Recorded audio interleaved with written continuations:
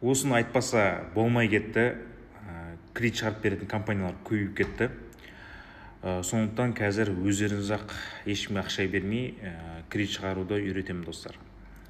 Қазір 10% шыққан суммадан 10% алып қалады, сіздер тегін істей аласыздар. Ол үшін бүйтесіздер достар. Рейтинг көтеруді үйреніңіздер ең бірінші. Қарапайым да, содан бастайықшы.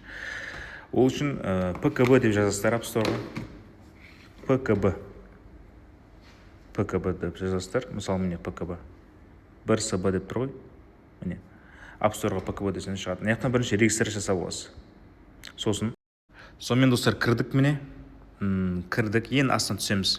Revit деген басамыз. Міне кірдік. Астынан түсеміз міне. Бесплатно.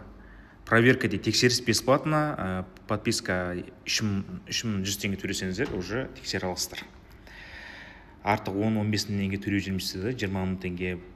Енді бірінші тексеріп алайық, маған бізге бола ма, болмай ма. Кейбір адамдарға кредит рейтингін көтерудің керек емес. Қазір мына жерде достар міне шықты, вам нет необходимости улучшать свой кредитный рейтинг деп тұр. Керек емес, значит, көрдіңіздер ме достар? Бұл кісі история таза. Егер де керек болса шығады, ары қарай жалғастырасыз инструкция арқылы. Сосын ақша төлейсіздер, 3000 теңгені ары қарай күтесіздер, бір-екі күннен қайтадан заявка беріп көрсеңіздер болды кредит. Онда да шықпайтын болса, сіздерге анализ разбор керек, полный историяны тексеру керек. Комментарийға разбор анализі жазсаңыздар, сіздерді тегін разбор анализі шақырып көмектесетін боламыз.